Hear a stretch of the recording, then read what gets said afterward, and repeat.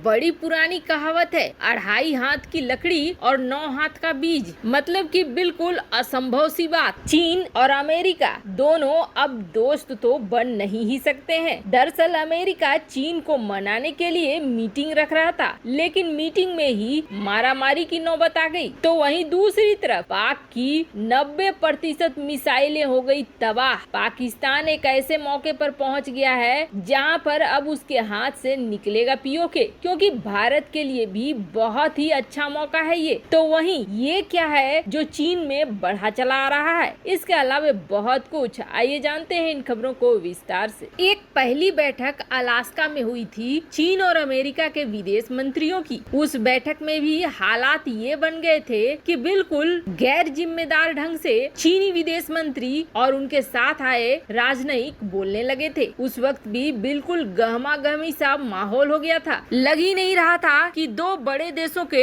Diplomats बात कर रहे हैं। और एक बार फिर वही नौबत आ गई नई मीटिंग में। दरअसल अमेरिका की उप विदेश मंत्री वेंडी शर्मन खास तौर पर आई थी चीन शांति वार्ता के लिए, आपसी मतभेद को मिटाने के लिए। लेकिन मीटिंग शुरू होते होते शांति वार्ता तो चूल्हे में गई। अमेरिकी उप विदेश मंत्री वेंडी शर्मन को तो ये लगा होगा कि मैं यहाँ आई ही क्यों। वैसे आपको बता दे, बाइडेन सरकार बनने के बाद ये पहली कोई हाई प्रोफाइल नेता है जो वहाँ पहुँची है। फिर भी चीन ने अपने रूप को नहीं बदला, उल्टा चीन ने ही अमेरिका को धोना शुरू कर दिया मीटिंग में। आपको बता दें, अमेरिकी उप विदेश मंत्री ने 2 मुलाकातें की। एक तो चीन की उप विदेश मंत्री सी फेंग से और दूसरी मुलाकात की चीन के विदेश मंत्री वांग यी से। दोनों ही बैठ के अलग अलग कमरे में की गई, पर चीन ने अपनी तरफ से एक लंबा चौड़ा लिस्ट पकड़ा दिया। चीन ने कहा कि अमेरिका दरअसल चीन के विकास को रोकना चाहता है और हमें दबाने की कोशिश करता है। यहाँ तक कि लिस्ट में पूरी गलत नीतियों की सूची बनाकर दे दी कि क्या करना है अमेरिका को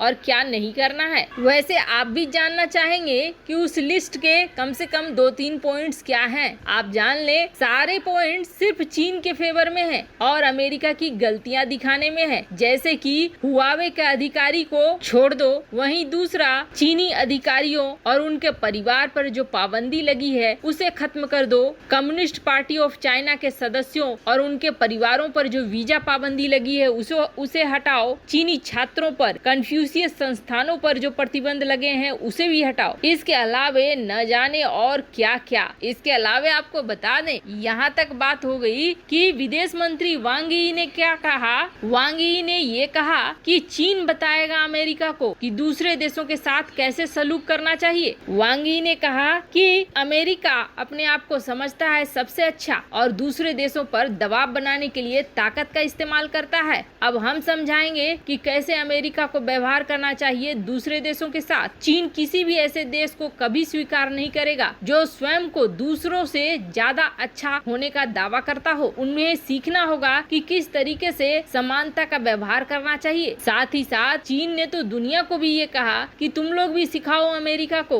कि कैसे दूसरे देशों के साथ बात करनी चाहिए और व्यवहार करनी चाहिए। अब ये अमेरिका ही है जो बार बार बेइज्जती के लिए ऐसी मीटिंग से रखता है। चीन के अंदर सुपर पावर बनने की भावना भर चुकी है। ऐसे में वो अमेरिका की कोई भी बात सुनने को तैयार नहीं है। तो ऐसे में शांति वार्ता की तो बात ही नहीं आती है। खैर, अमेरिका ने अपने उप विदेश मंत्री की ठीक ठाक बेइज्जती इस मीटिंग में करवा ली। अलास्का में जो रहा सहा कसर था वो यहाँ पे पूरा हो गया। तो वहीं दूसरी तरफ पाकिस्तान इस वक्त थर थर कांप रहा है और ऐसा जब भारत में ड्रोन अटैक हुआ है उसके बाद से उसके दिमाग में एक हलचल सी मची हुई है, क्योंकि पाकिस्तान को अब ये पूरा यकीन हो गया है कि ड्रोन अटैक के बदले में Bharat surgical strike, air strike नहीं करेगा बल्कि अब की पीओके ही लेगा। और पाकिस्तान के सिर पर सबसे बड़ी मुसीबत ये आ गई है कि उसने चीन पर भरोसा किया। अभी एक ऐसा वक्त है जिसके अनुसार किसी भी चीज पर यकीन कर लो, लेकिन न तो चीन पर भरोसा कर सकते हैं और न ही चीन के बने सामानों और हथियारों पर। 2015 में जब भारत ने रूस के साथ S-400 की डील की तब सबसे ज्यादा घबराया था पाकिस्तान और घबराहट में वो सबसे पहले अमेरिका पहुंचा।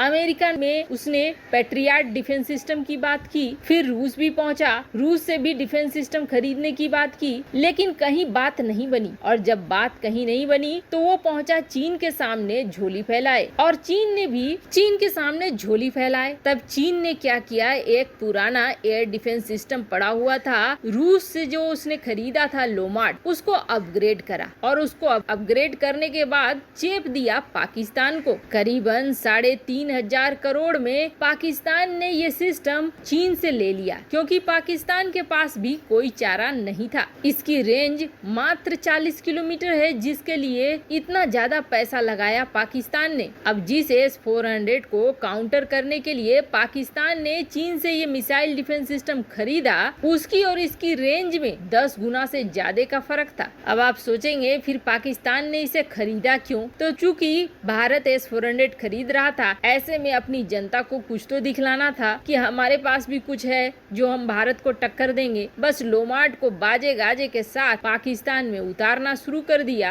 पाकिस्तान ने, और अब यही उनके लिए सबसे बड़ी समस्या बन गया। और ये कोई और नहीं कह रहा है, ये न तो चीन कह रहा है, अमेरिका कह रहा है, न भारत कह रहा है, बल्कि खुद अब पाकिस्तानी मीडिया और पाकिस्तानी हथियारों के एक्सपर्ट सामने आ रहे हैं, और वो बता रहे हैं कि दरअसल इसकी रेंज 40 किलोमीटर भी नहीं है, बल्कि 10 से 15 किलोमीटर है, उससे ज्यादा नहीं है। ये लड़ाकू विमानों को ट्रैक तक नहीं कर सकता है, तो उन्हें मार कर गिराना तो असंभव सी बात है। और अब आपको बता दें, इन लोमार्ड सिस्टम्स को उसने तैनात किया है POK में, क्योंकि उसे डर लगता है कि यहाँ पर होगा एक्शन। वैसे इन सिस्टमों में पहले थोड़ी बहुत खराबी आती थी, तो चीन के टेक्नीशियन आकर इसे ठीक करके चले जाते थे। पर अब जो खबर आई है, पाकिस्तान को बड़ा झटका लगते हुए ये सारी मिसाइल डिफेंस सिस्टम में बहुत बड़ी खराबी आ गई है, और ये पूरा टीन का डिब्बा बन गया है। मिसाइलें खत्म हो गई है, 80 से 90% मिसाइलें बिल्कुल बर्बाद हो गई हैं, बेकार हो गई हैं। अब जरा सोचिए, POK में पहली पंक्ति पर खड़ा करा है पाकिस्तान ने इन मिसाइल डिफेंस सिस्टमों को, जो कि डब्बे बन गए हैं, जो अब किसी काम के नहीं रह गए हैं। अब चीनी टेक्नीशियन को भी समझ में नहीं आ रहा है कि इसे कैसे ठीक किया जाए, और भारत के पास ये बड़ा अच्छा मौका है इस वक्त POK लेने से। मिसाइल डिफेंस सिस्टम और फ्रंट लाइन पाकिस्तान का बेहद कमजोर है, कुछ भी नहीं कर पाएगा। खैर, पाकिस्तान को सजा मिल रही है भरोसा करने की, वैसे इस तरह की और भी चीजें निकल कर सामने आएंगी धीरे धीरे। वैसे आप क्या लगता है, क्या अमेरिका को बार बार शांति वार्ता की कोशिश करनी छोड़ देनी चाहिए? कमेंट कर अपनी राय जरूर बताएं। जल्द मिलते हैं अगले वीडियो में नई खबर के साथ।